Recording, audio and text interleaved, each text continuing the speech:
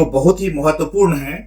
और कोई भी ट्रांसलेशन स्टडीज में, खास के ट्रांसलेशन थ्योरी की जब पढ़ाई होती है तो उनका नाम बार बार लिया जाता है। पहला है सिसेरो का और दूसरा है सेंट जेरोम का। अब एक चीज आपको समझना जरूरी है कि एंशिएंट पीरियड में, वेस्टर्न वर्ल्ड में, स्पेशली जहां पे रोमन एम्पायर और ग्रीक पीरियड की बात होती है, तो उस पीरियड में जो बाइबल है वो एक रिलीजियस टेक्स्ट था और बहुत ही सेक्रेट था, और उसका ट्रांसलेशन या अनुवाद या इंटरप्रिटेशन लिटरल ही किया जाता था।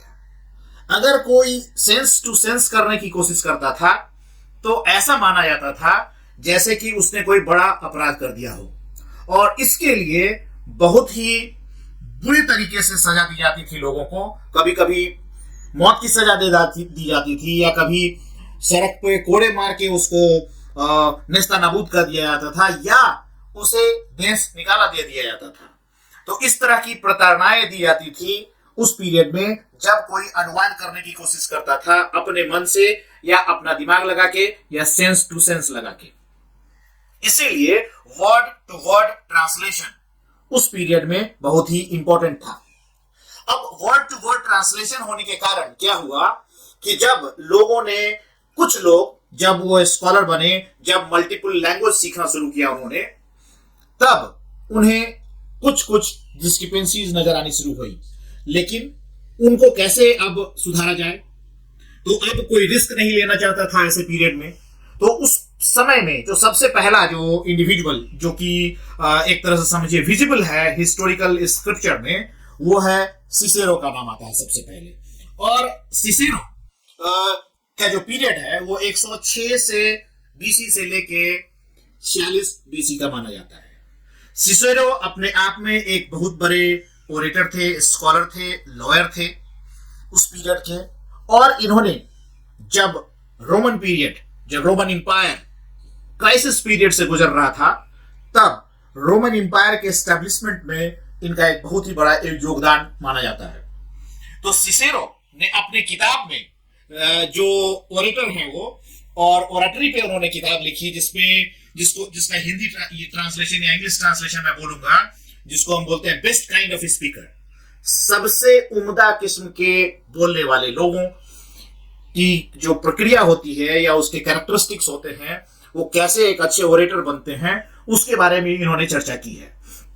और उसी ओरेटरी प्रोसेस में ये अनुवाद या ट्रांसलेशन या इंटरप्रिटेशन, ये सब एक साथ मिक्स करके वो एक संवाद देते हैं, मैसेज देते हैं दुनिया को कि वो जो ट्रांसलेशन कर रहे हैं रिलीजियस टेक्स्ट का, उसके पीछे रसमाल क्या है, ताकि वो अपने आप को प्रोटेक्ट कर सके उस समय के सामाजिक ताना बाना में जो प्रॉब्लम आ सकती थी, उससे अपने आप को प्रोटेक्ट करने के लिए, इम्यून करने के लिए इन्होंने कुछ स्पेशल वर्डिंग्स यूज किए ताकि डैमेज कम हो।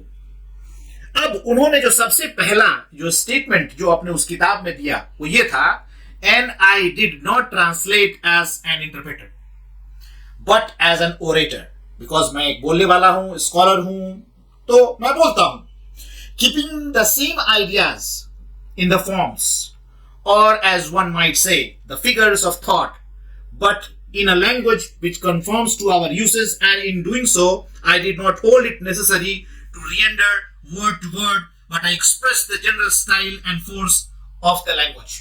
इसका मतलब ये बता रहे हैं कि मैं एक अनुवादक या दुभाषिया के तौर पर नहीं इंटरप्रेट कर रहा हूं टेक्स्ट को, मैं उसको इंटरप्रेट कर रहा हूं एक वक्ता के तौर पे, ताकि एक वक्ता सिंप्लीफाई कर सके थिंग्स को, सेंस टू सेंस ला सके, और वो रट के नहीं आ सकता उन सारे शब्दों को।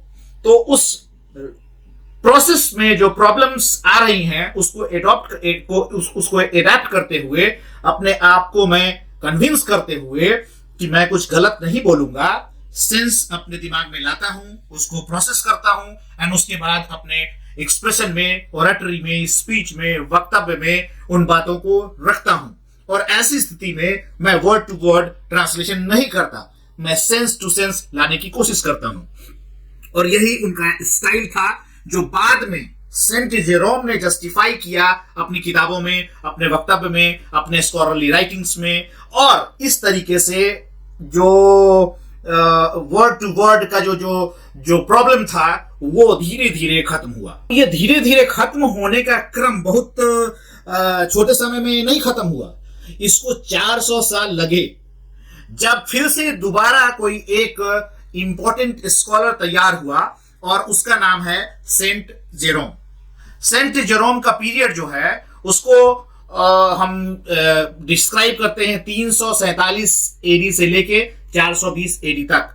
तो लगभग 400 साल लगे उस स्टेज पर आने में, जब फिर से कोई दोबारा किसी स्कॉलर ने विजिबली एफर्ट लगाया और जिसका इंपॉर्टेंस समाज में या चर्च के लोगों के बीच में या रिलीजियस लोगों के बीच में जिसका इंपॉर्टेंस बना। अदरवाइज छोटे मोटे आते गए, पनिशमेंट खाते गए, डरते गए और कुछ नहीं कर पाए। तो सेंट जेरोम ने जो एफर्ट लगाया, मैं उसकी चर्चा करना चाहता हूं।